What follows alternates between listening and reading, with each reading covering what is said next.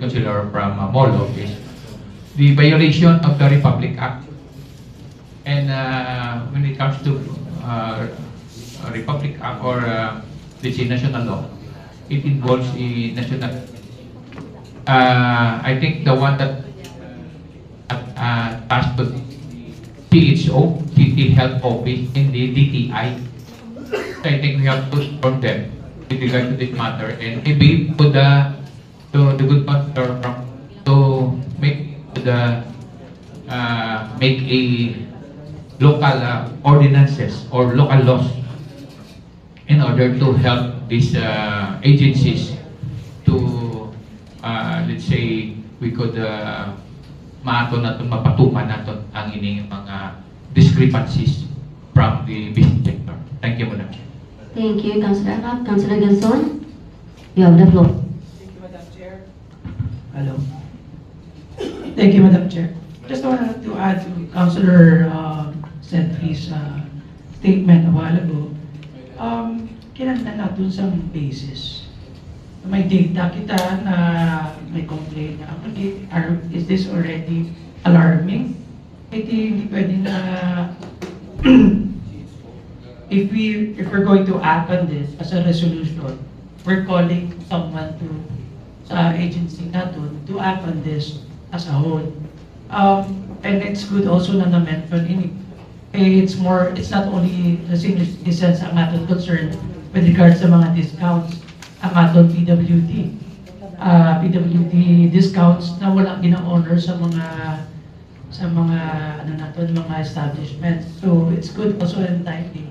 Pero we need data para at least to call the attention of the agency para maka-act kita. Hindi lang na basta-basta lang complain or experience. Pero dapat kinalano natin sa actual databases to strengthen ato na kung ano ang ma-implement na sa ato na government sa ini na mga sektor sa negosyo sa pagpatukod sila. So we need to come up with that para at least ang masuportahan natin ang aton resolution kag ma-address natin ang issue. And again, I'd like to reiterate include natin ang PWD discounts ang wala to order sila kay kagdi syempre ang ilan ng mga IDs dapat ma-check. Thank you, Madam. Thank you. Yes, Councilor Marcon. You are recognized. Thank you, Madam Chair. Yes, I agree. Dapat may data. Before I used to push the cost back. So, if I can remember it right, may harap pala can you please mic test. So, may ara sang complaint. Okay na, no?